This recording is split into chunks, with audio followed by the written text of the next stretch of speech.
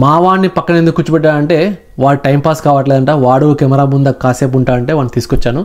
So just bear with us, let's start this video. చాలామంది students పెళ్ళి పైన pressure ఎక్కువైపోయింది. చాలామందికి చాలామందికి కెనడాలో ఆల్రెడీ స్టూడెంట్స్ కింద వచ్చిన వాళ్ళకి చాలా ప్రెషర్ ఎక్కువైపోయింది పెళ్ళి ఎప్పుడు చేసుకోవాలని చెప్పేసి. ఎందుకంటే చాలామంది ఇండియాలో ఉన్నప్పుడు బీటెక్ తర్వాత వాళ్ళు జాబ్ పూర్తి చేసుకున్న తర్వాత అక్కడ బీటెక్ పూర్తి అయిన తర్వాత వాళ్ళు అక్కడ జాబ్ చేస్తారు. జాబ్ చేసి ఒక 2 years ఎక్స్పీరియన్స్ వచ్చిన తర్వాత మరి అబ్రాడ్కి రావాలనే ప్రెషర్తో, ఎందుకంటే మన సందులో ఎల్లమ్మ పుల్లమ్మ పిల్లోళ్ళు అమెరికాకు కెనడాకి పోతుంటారు, ఇంకా మన పిల్లోళ్ళు ఎప్పుడు అమెరికాకు పోతారు అని చెప్పేసి ప్రెషర్లో మన వాడిని నువ్వు వెళ్ళరా నాయనా కెనడాకు అమెరికాకు వెళ్ళు, అక్కడ ఒక జాబ్ కొట్టు, మంచి సంబంధం వస్తుంది, మనకు ₹1,00,00,000 కట్నము, 50 లక్షలు కట్నము, లేకపోతే మంచి అపార్ట్మెంటు, ఇలాగా ఎక్స్ట్రా ఇలావన్నీ మనకు బెనిఫిట్స్ వస్తాయి. తర్వాత నీ కెరీర్ కూడా బాగుంటుంది. అమెరికాకు కెనడాకు పోయించామంటే మనం కూడా ఇంట్లో కాళ్ళు ఎగరేసుకోవచ్చు, మన ఫ్యామిలీలో కూడా ఒకడు వెళ్ళిపోయాడని చెప్పేసి చాలామంది పేరెంట్స్ ప్రెషర్ వల్ల, తర్వాత ఫ్రెండ్స్ ప్రెషర్ వల్ల, లేకుంటే కొలీగ్స్ ప్రెషర్ వల్ల చాలామంది అమెరికాకి కెనడాకి వస్తున్నారు. ఇలా అబ్రాడ్కి వచ్చిన వాళ్ళు ఏమవుతుందంటే ఇప్పుడున్న ప్రస్తుతం జనరేషన్ ఎంఎస్ కోసం కెనడాకి కానీ అమెరికాకి కానీ వచ్చి ఇక్కడ నానా కష్టాలు పడి ప్రస్తుతం ఏమైంది, అమెరికాలోను కెనడాలోను జనాభా ఎక్కువైపోయినారు, స్టూడెంట్స్ బాగా ఎక్కువైపోయినారు. మాస్ ఇమిగ్రేషన్, అటుపక్క అమెరికా గేట్లు ఓపెన్ చేసింది, ఇటుపక్క కెనడా గేట్లు ఓపెన్ చేసింది. ఎక్కువ మంది ఇటుపక్క వచ్చేసారు. వచ్చేసిన తర్వాత ఏమైంది, ఇక్కడ జాబులు తగ్గిపోయాయి. ఇంకా సమ్ రీజన్స్ వల్ల ఇక్కడ జాబులు అయితే తక్కువైపోయినాయి. రేషన్ అనేది స్టార్ట్ అయిపోయింది. కొందరు స్టార్ట్ కాలేదంటారు, కొందరు ఇంకా రాబోతుంది అంటారు, కొందరేమో డిప్రెషన్ స్టార్ట్ అయిపోతుంది అంటారు, కొందరేమో ఇంకా ఫ్యూచర్లో ఇంకా భయంకరంగా ఉందంటారు. ఎవరి కథలు, ఎవరి థిరీస్, ఎవరి అనాలిసిస్ చేస్తూనే ఉంటారు. కానీ ఇక్కడ పరిస్థితి ఏంటంటే ఎంఎస్ కోసం వచ్చిన వాళ్ళు ఆల్రెడీ ఇండియాలో బీటెక్ అయిపోయింటుంది, కొందరేమో ఇంకా ఎంఎస్ పూర్తి చేసి జాబ్ కూడా చేస్తూ ఉంటారు. ఎలాగలా కెనడాకు అమెరికాకు రావాలని చెప్పేసి ఇటుపక్క వస్తారు. వచ్చిన తర్వాత ఇక్కడ వాళ్ళకి సరిగ్గా జాబులు దొరక్క స్టూడెంట్ కింద ఉంటూ కొందరేమో పార్ట్ టైం జాబ్ చేస్తుంటారు, కొందరేమో ఎంఎస్ పూర్తి అయిపోయి ఇక్కడ ఇంకా 2 yearsలో ఇక్కడ వర్క్ పర్మిట్ సాధించి ఇక్కడ జాబ్స్ కొట్టాలని ట్రై చేస్తుంటారు. కానీ ఇక్కడ జాబ్స్ లేవు, ప్రస్తుతానికి తగ్గిపోయి, బాగా తగ్గిపోయి. ఓ పక్క కార్పొరేట్ సంస్థలు అన్నీ లే ఆఫ్ చేస్తున్నాయి, ఇక్కడేమో పెద్దగా జాబులు లేవు. ఎందుకంటే బోత్ అమెరికాలో కెనడాలో 2 చోట్ల జనాభా ఎక్కువైపోయారు. పార్ట్ టైం జాబులు ఫుల్ అయిపోయినాయి, ఫుల్ టైం జాబులు ఫుల్ అయిపోయినాయి, ఉన్న వాళ్ళని పీకేస్తున్నారు.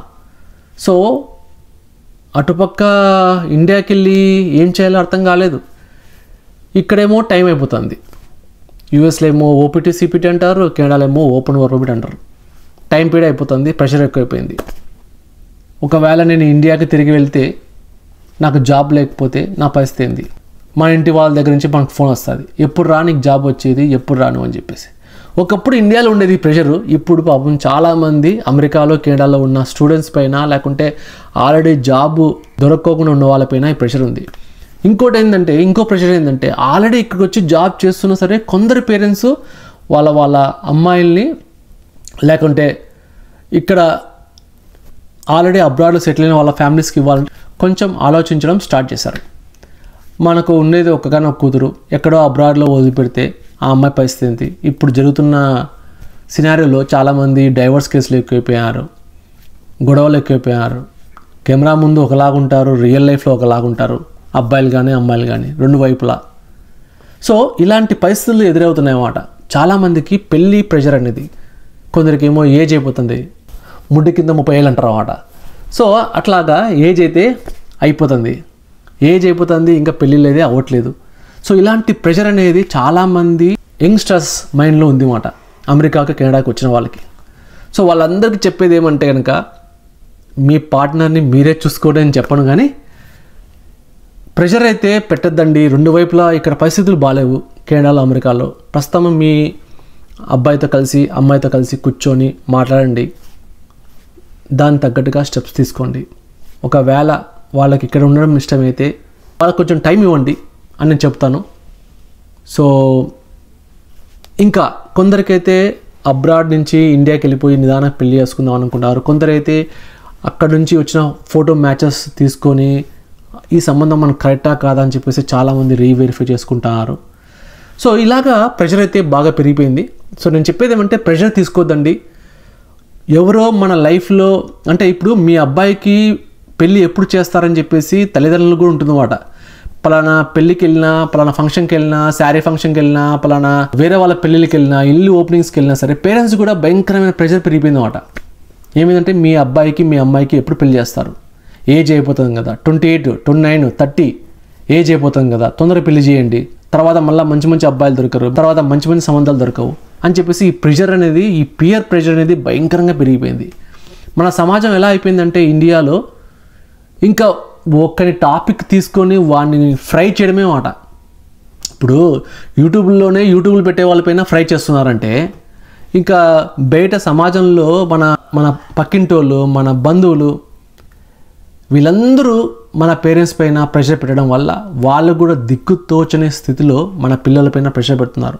సో నేను చెప్పేది ఏమంటే పిల్లలు రెండు వైపుల నుంచి బాగా ఆలోచించండి, వాళ్ళకు కొంచెం టైం ఇవ్వండి, టైం ఇచ్చి మంచి డెసిషన్ తీసుకోండి.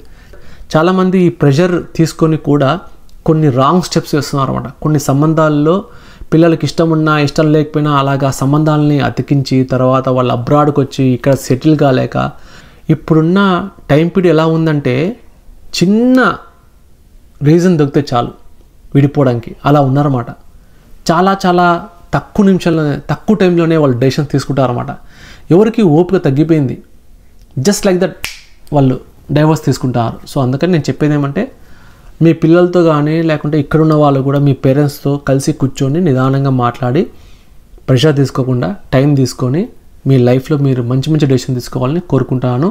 That's it for today. Subscribe to me academy for more interesting videos like this.